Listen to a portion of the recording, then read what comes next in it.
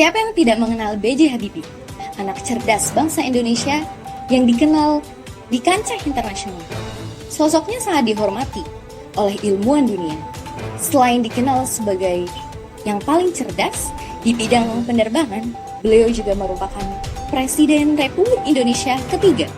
Banyaknya prestasi yang telah digapai oleh beliau, terutama di bidang penerbangan, menjadikan beliau sebagai contoh dan teladan yang baik bagi pemuda-pemudi bangsa Indonesia. Bahwasanya setiap orang dapat berkarya dan diakui dunia. Saya Desti Amelia, Saya Mei Nurul Mutia, akan mengulas tentang jejak kehidupan sang jenius yang menginspirasi, B.J. Habibie.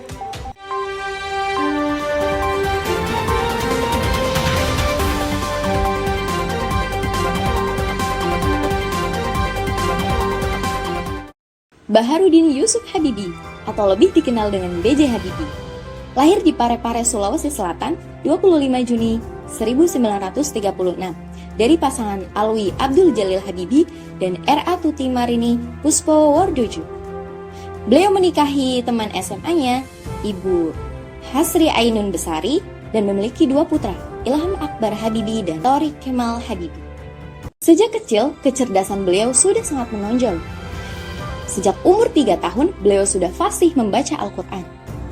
Beliau berkuliah di Universitas Indonesia Bandung atau sekarang bernama Institut Teknologi Bandung dengan jurusan Teknik Mesin. Namun hanya 6 bulan. Lalu, beliau melanjutkan S1 sampai S3-nya di Rheinius-Westfalisch Technische Hochschule Essen, Jerman.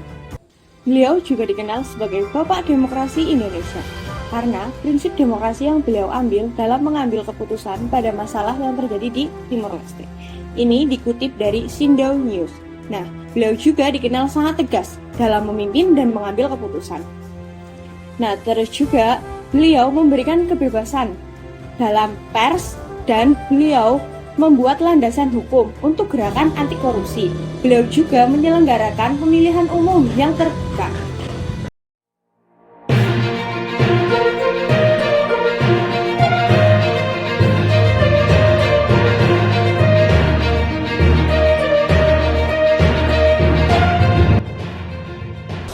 Selanjutnya, kita akan menghubungkan kepada rekan kita, Edo Nugroho, yang akan mewawancarai mahasiswa Universitas Cidar mengenai sosok B.J. Habibie. Baik, terima kasih Desti dan juga Mei atas waktu yang telah diberikan. Masih bersama saya Edo Nugroho sebagai reporter untuk liputan kali ini. Di sini saya sudah bersama dua mahasiswa Universitas Tidar yang ingin memberikan informasi mengenai pahlawan Indonesia yang sering disebut sebagai Bapak Pesawat Indonesia, tidak lain tidak bukan yaitu B.J. Habibie. Baik, di sini saya sudah bersama salah satu dari mahasiswa Universitas Tidar. Untuk yang pertama boleh memperkenalkan diri dulu, namanya siapa dan juga berasal dari prodi apa. Silakan.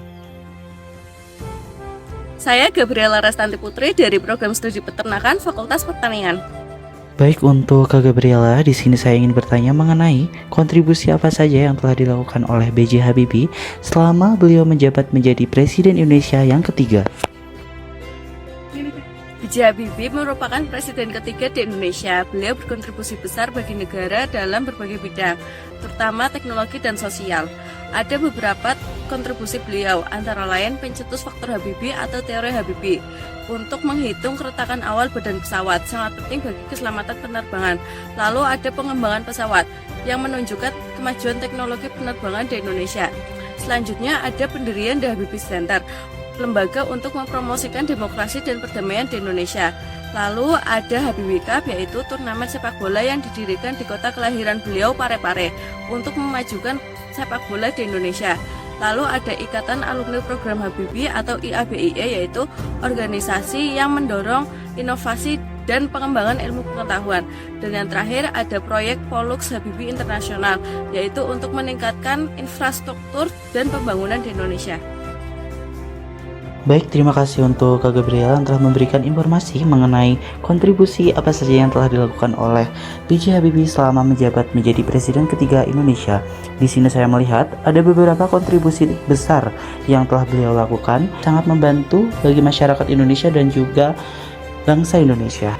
Langsung saja untuk kakak yang selanjutnya boleh langsung memperkenalkan diri. Saya Nova Alfian Ramadan dari Prodi Peternakan Fakultas Pertanian. Baik, untuk Kak Alfian, di sini saya ingin bertanya mengenai keteladanan dari seorang B.J. Habibie selama masa hidupnya itu apa saja, dan juga informasi apa saja yang Kak Alfian dapat mengenai keteladanan dari seorang B.J. Habibie. Eyang Habibie merupakan sosok yang jenius.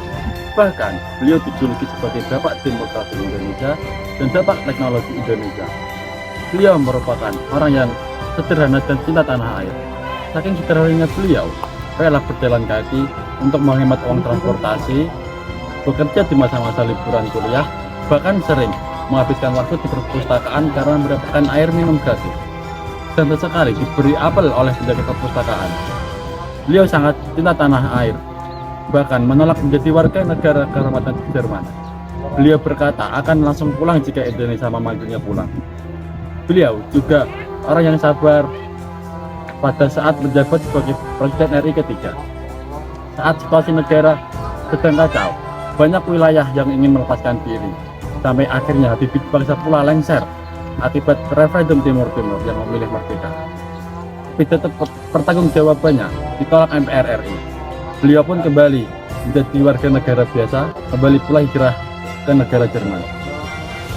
Baik, terima kasih untuk Kak Alfian yang telah memberikan informasi mengenai keteladanan dari seorang B.J. Habibie selama masa hidupnya. Sekian informasi dari saya kembalikan lagi dengan Desti dan juga Mei. Terima kasih.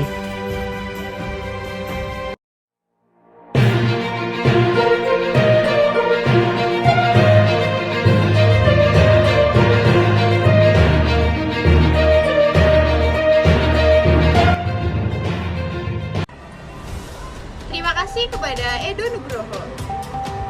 B.J. Habibie terlahir dari keluarga yang religius.